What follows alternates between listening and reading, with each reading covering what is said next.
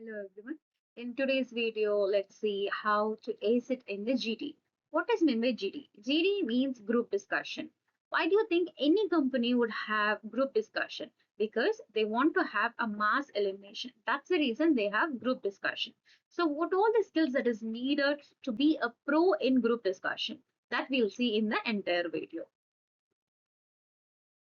Okay, how do we manage a group discussion? Because to be a part of a group discussion, we should be excelling in few skills. For example, we should be very good in listening. We should be very good as a team player. We should be very good as a social responsible person because when a counterpoint is given, how we are responding to it that matters a lot. So I as a person, how I am controlling myself when I am participating in a GD because it is a practical strategy that I am going to exercise where people will judge me on what are the point that I am saying, how far am I explaining it clearly, am I really audible, am I giving chance to another person. Like this many skills of an individual is testified and is being observed by the recruiter. So in the group discussion, it is not just only about the communication skill, it is a wholesome assessment of a person how he performs in the particular group discussion. What are the core strategy that a person need to have in the hand when he wants to stand out in the group discussion? The first one is active listening and respectful communication. First, let's concentrate on the active listening. Active listening means I have said one viewpoint from my side and I have to listen to another person speaking, so which I can either stand by it or I can go against it. This is one scenario. In another scenario, if I'm not clear enough in understanding what is the topic that has been discussed in the group discussion, then I can listen, I can refabricate, and then I can say my own point. This helps in active listening. The second one is respectful communication. So when a person is stating a point and I don't agree with it, and I kind of feel like this person is very much offensive, instead of using a foul language or throwing a very tantrum onto another person, it's better to address it in a very respectful manner. It shows your social decorum. Second one is initiate with confidence. The person who starts the GD and the person who ends the GD always gets the limelight. Why? Why? Because initially you need not to put so much of fact when you're introducing the topic. So you can start it with a general introduction about the title. So if I'm going to initiate a GT, obviously it's going to be very much helpful for me. Why? Because first statement, I say it very much general. I need not to put in a lot of effort to make people understand what is the core value of the particular GD which we are talking about. This is the first way. And second one, when I speak with full of confidence, the manager or the recruiter will have a confidence on me. Any critical situation this person has been put into, definitely he or she will take up an initiative to solve the problem or take an initiative to take a responsibility. That is the reason initiation plays a very important role. Third point, support point with facts and example. Okay, now introduction is done. I have to talk in between. So whenever I state a point, it's better to go with strategic and factual information. Why? Because every time general ideology about the topic is not going to be helpful. It's not going to be worth it. So what we can do is we can add in between the factual information, strategies, and extra facts related to the topic.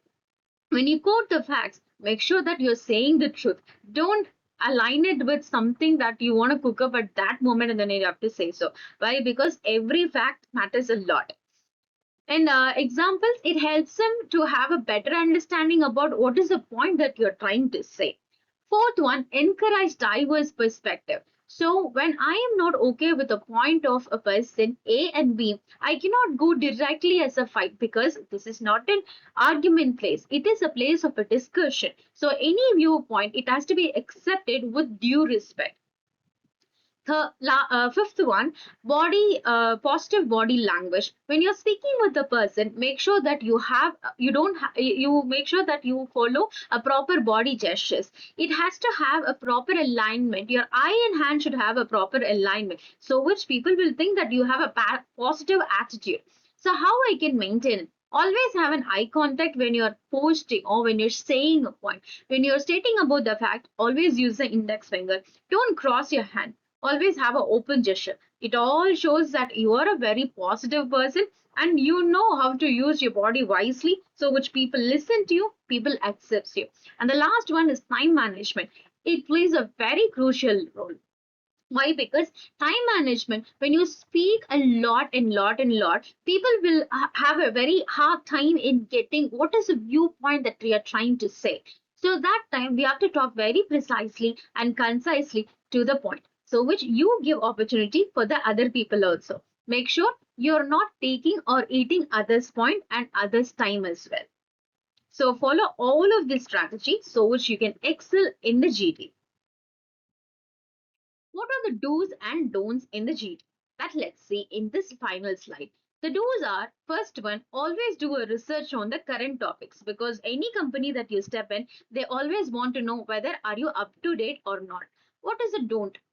The first don't is you should not dominate while you're speaking. You should be in a very passive and subtle way, because your attitude, it matters a lot. It shows whether you're a team player or you want to do a solo performance. GD is all about group. It is not about individual performance. The second one, always organize your thought. If you have a flow of thought and if you have a mind map into your head, then it is easy for you to correlate and then say what is the point or what is your view on the particular topic. If it is not so, then it looks little messy.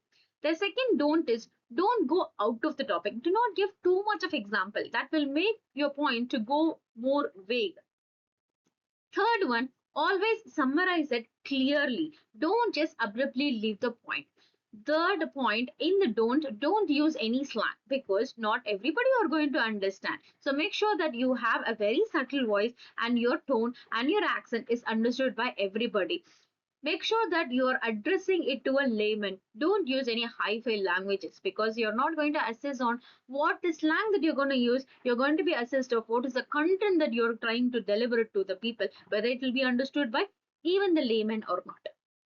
Fourth one, be always inclusive. As I said in the previous slide, make sure that you put effort to understand and accept everybody's viewpoint. Don't be delusional in making people that believe that whatever that you say is a fact, not accepting others. So do not try to be like that. And in the fourth don't rush your points. Make sure that you say it precisely, neatly, and you finish it at the end. Because when you're going to rush a lot, people are going to think that you're an empty pot. The final point, maintain etiquette. Even if people speaking is going to trigger your own mental peace, make sure you maintain calmness, because the true leader will never act as a hurry person. So make sure you follow the proper etiquette, including your body language and your facial expression. The last don't is, don't try to ignore the time. Don't think that I'm going to speak for an extra time, so this is going to give me a mark. No, you will be assessed on the time consumed consumption as well. Why? Because it is not only your time that you're taking, you're also eating another person's opportunity. So follow all of this thing, so which you can ace it in the group discussion. I believe that this will be really helpful for the final year students who are trying to attend for the placement and for the people who are seeking for the job. Thank you so much for watching the video.